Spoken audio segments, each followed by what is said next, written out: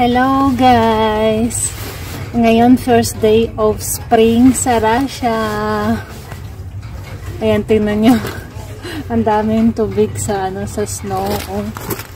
Ayan, yung snow kasi natutunaw na pag March. Tapos tingnan nyo yung bota ko.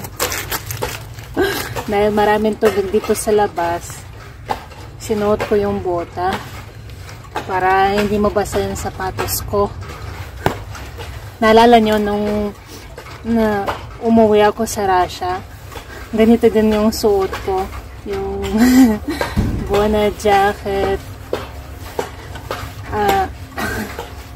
Kasi nung umuwi ako, spring day, autumn parang spring din sa Russia, pareho lang. Kaso pag spring, maraming tubig. Pero pag autumn, maraming dahon. Ayan, kaya happy spring everyone. Bye-bye winter. See you sa December.